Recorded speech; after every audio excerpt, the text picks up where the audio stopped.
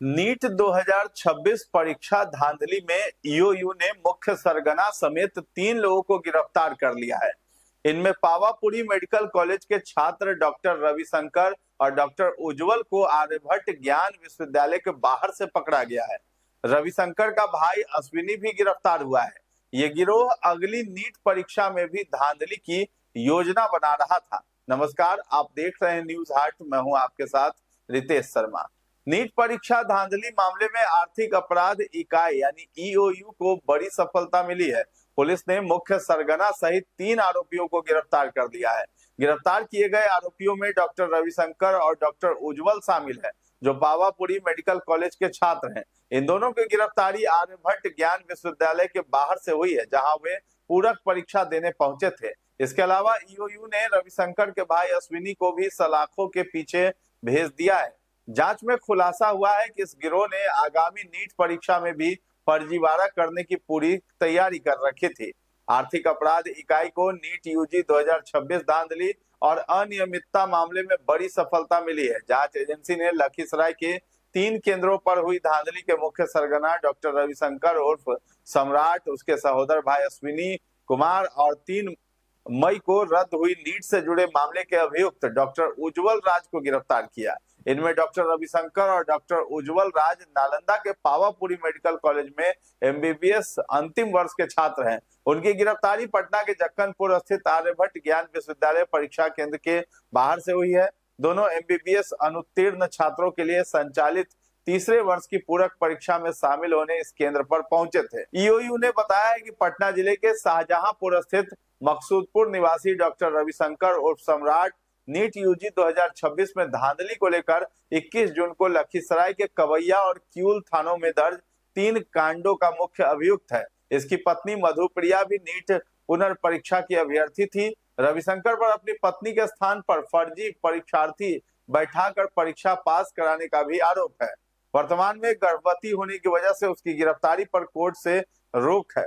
रविशंकर की निशानदेही पर उसके सहोदर भाई और निजी कंपनी में सेल्स एग्जीक्यूटिव अश्विनी कुमार के पटना में रामकृष्णा नगर थाना अंतर्गत 2 ठिकानों पर छापेमारी की गई। इस छापेमारी में बड़ी संख्या में आपत्तिजनक दस्तावेज बरामद हुए हैं। डॉक्टर रविशंकर और उसके गिरोह ने सीबीटी मोड में होने वाली अगली नीट परीक्षा में धांधली की भी तैयारी कर रखी थी। उसके भाई अश्विनी कुमार के रामकृष्णा नगर स्थित फ्लैट में हुई छापेमारी के दौरान इससे संबंधित कई प्रमाण भी मिले हैं। फ्लैट से sunrise innovation online exam centre Patna से संबंधित अनुबंध पत्र मिला है। पूछताछ में उसने बताया कि आगामी सीबीटी में गड़बड़ी करने की सोच के साथ ही उसने ऑनलाइन परीक्षा केंद्र में निवेश कर इकरारनामा बनाया है।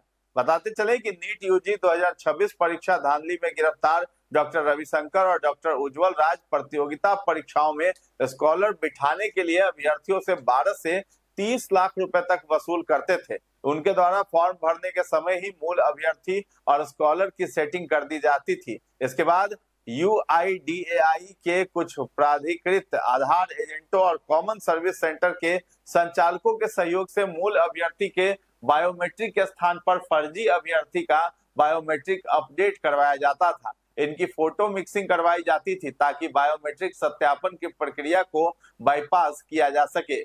ईओयू की जांच में लखीसराय, हाजीपुर, नवादा, नालंदा समेत कई जिलों के बायोमेट्रिक वेंडर्स की संलिप्तता भी मिली है। उनकी पहचान भी कर ली गई है। ईओयू के मुताबिक डॉक्टर रविशंकर की पत्नी मधुप्रिया एईडीईओ की भी अभ्यर्थी थी। मधुप्रिया ओबीसी श्रेणी में आती है, जबकि संपतचक प्रखंड कार्यालय से उनका फर्जी एससी जाति प्रमाण पत्र बनाया गया था। ईओयू की जांच में पता चला है कि इस गिरोह ने नीट काउंसलिंग में अभ्यर्थियों का एडमिशन करने के लिए उनके फर्जी आय प्रमाण पत्र, विकलांगता प्रमाण पत्र और जाति प्रमाण पत्र बनवाए।